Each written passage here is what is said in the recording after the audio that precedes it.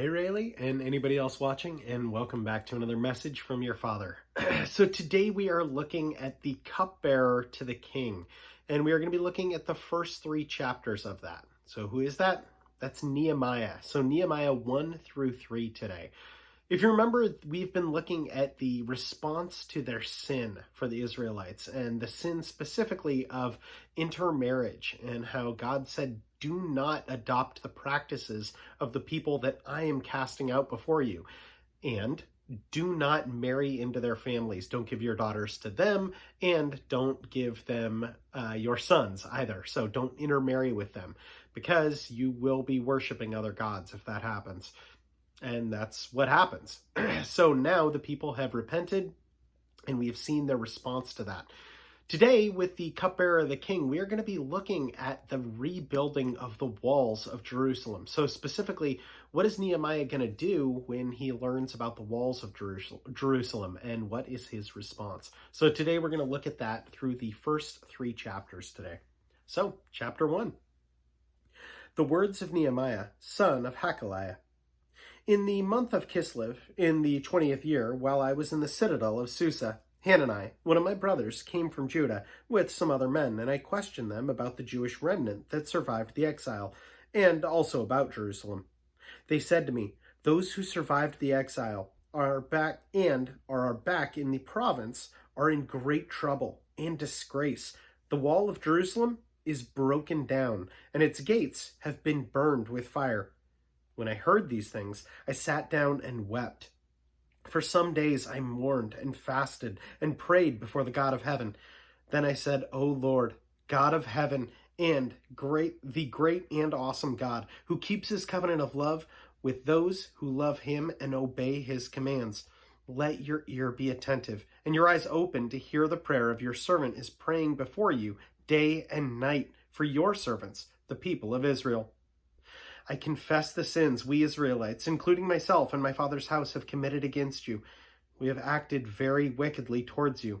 We have not obeyed the commands, decrees, and laws you gave your servant Moses.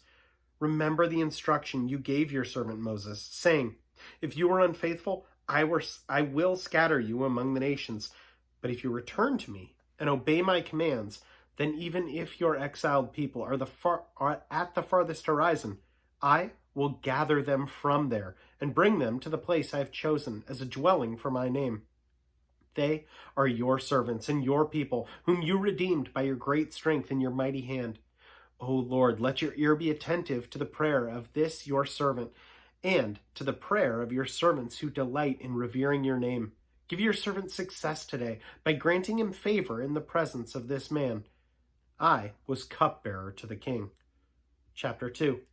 In the month of Nisan, in the 12th year of King Artaxerxes, or Artaxerxes, depending on how you say that, when wine was brought for him, I took the wine and gave it to the king.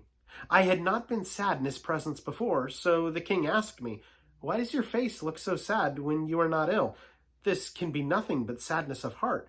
I was very much afraid, but I said to the king, may the king live forever. Why should my face not look sad when the city where my fathers are buried lies in ruins, and its gates have been destroyed by fire? The king said to me, what is it you want?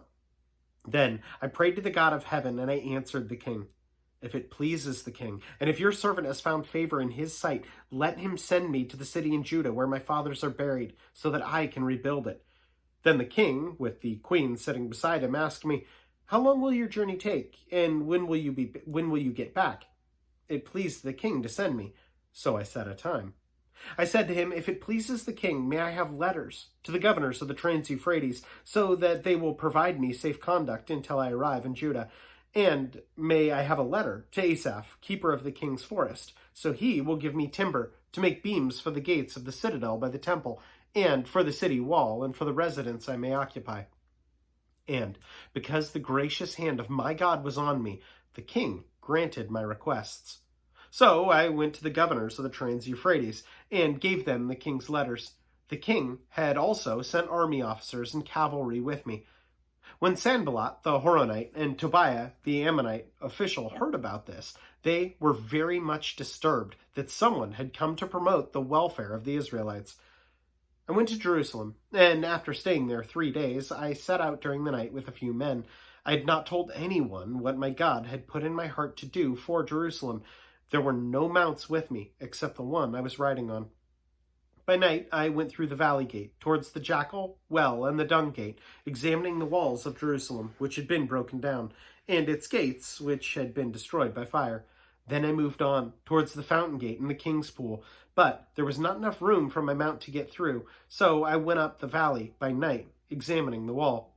Finally, I turned back and re-entered through the valley gate. The officials did not know where I had gone or what I was doing, because as yet I had said nothing to the Jews or the priests, or nobles or officials or any others who would be doing the work.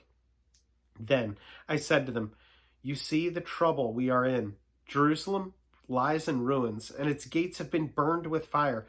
Come, let us rebuild the walls of Jerusalem, and we will no longer be in disgrace." I also told them about the gracious hand of my God upon me, and what the king had said to me. They replied, "Let us start rebuilding." So they began this good work. But when Sanballat the Horonite, Tobiah the Ammonite official, and Geshem the Arab heard about this, they mocked and ridiculed us. "What is this that you are doing?" they asked. "Are you rebelling against the king?" I answered them by saying, "The God of heaven will give us success. We, his servants, will start rebuilding. But as for you, you have no share in Jerusalem, or any claim or historic right to it." Chapter 3. Eliashib, the high priest, and his fellow priests went to work and rebuilt the sheep gate. They dedicated it and set its doors in place, building as far as the Tower of the 100, which they dedicated, and as far as the Tower of Hananeel. The men of Jericho built the adjoining section, and Zakur, son of Imni, built next to them. The fish gate was rebuilt by the sons of Hassaniah. They laid its beams and put its doors and bolts and bars in place. Meremoth, son of Uriah, the son of Hakaz, repaired the next section.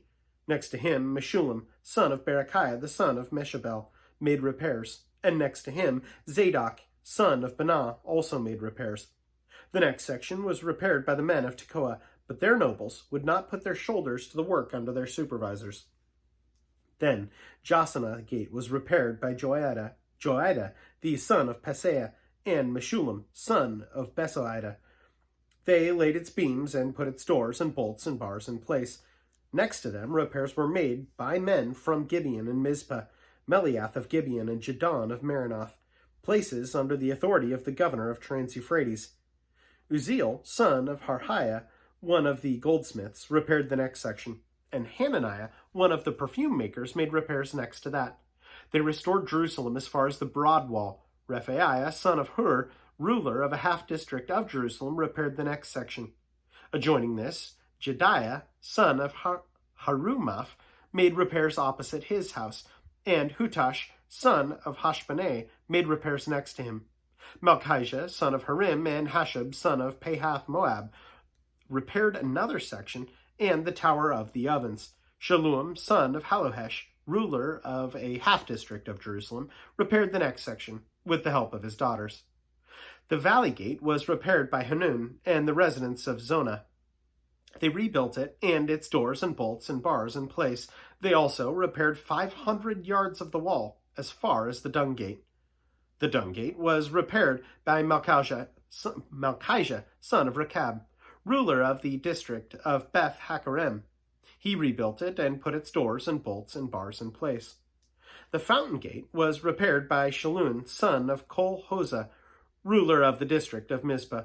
He rebuilt it, roofing it over and putting its doors and bolts and bars in place. He also repaired the wall of the pool of Siloam by the king's garden as far as the steps going down to the city of David. Beyond him, Nehemiah, son of Azbuk, ruler of the half-district of Beth-zur, made repairs up to a point opposite the tombs of David, as far as the artificial pool and the house of the heroes. Next to him, the repairs were made by the Levites under Rehum, son of Benai. Beside him, Hashabiah, ruler of the half-district of Keliah, carried out repairs for his district. Next to him, the repairs were made by their countrymen under Benui, son of Henadad, ruler of the other half-district of Keliah. Next to him, Ezer, son of Jeshua, ruler of Mizpah, repaired another section, from a point facing the ascent to the armory as far as the angle. Next to him, Baruch, son of Zabai, zealously repaired another section from the angle to the entrance of the house of Eliashib the high priest. Next to him, Meremoth, son of Uriah the son of Hakaz, repaired another section from the entrance of Eliashib's house to the end of it. The repairs next to him were made by the priests from the surrounding region. Beyond them, Benjamin and Hashub made repairs in front of their house, and next to them, Azariah, son of Maaseiah, the son of Ananiah, made repairs beside his house. Next to him, Benui, son of Henadad, repaired another section from Azariah's house to the angle and the corner, and Palal, son of Uzai, worked opposite the angle and the tower projecting from the upper palace near the court of the guard. Next to him, Pedaiah, son of Parash, and the temple servants living on the wall of Ophel, made repairs up to a point opposite the water gate, towards the east and the projecting tower. Next to them, the men of Tekoa repaired another section from the great projecting tower to the wall of Ophel. Above the horse gate, the priests made repairs, each in front of his own house. Next to them, Zadok, son of Immer, made repairs opposite his house. Next to him, Shemaiah, son of Shechaniah, the guard at the east gate, made repairs. Next to him, Hananiah, son of Shelemiah, and Hanun, the sixth son of Zalpheth, repaired another section. Next to them, Meshullam, son of Berechiah, made repairs opposite his living quarters. Next to him, Malchijah, one of the goldsmiths, made repairs as far as the house of the temple servants and the merchants opposite the inspection gate, and as far as the room above the corner, and between the room above the corner and the sheep's gate, the goldsmiths and merchants made repairs. So that is absolutely awesome. I can't help but notice that all these different people have different roles, and they keep mentioning that, hey, even the priests are making repairs here, that they're not just sitting back and watching, that they are making repairs. And what's interesting as well is these people are making repairs to the wall right out in front of their homes.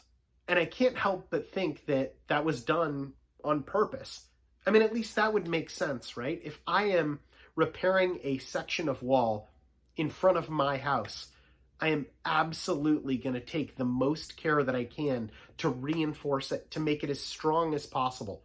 So having these people focus on their sections, or at least a lot of them, on their sections of the wall where it is so vital to protect their families, these people are working for it with all their might and with all their heart. And that is not only incredibly wise, but that's also very faithful to what God wants done through Nehemiah. And we're going to continue seeing more of that as well. I was going to point out chapter 2, verse 20, because I thought that was interesting.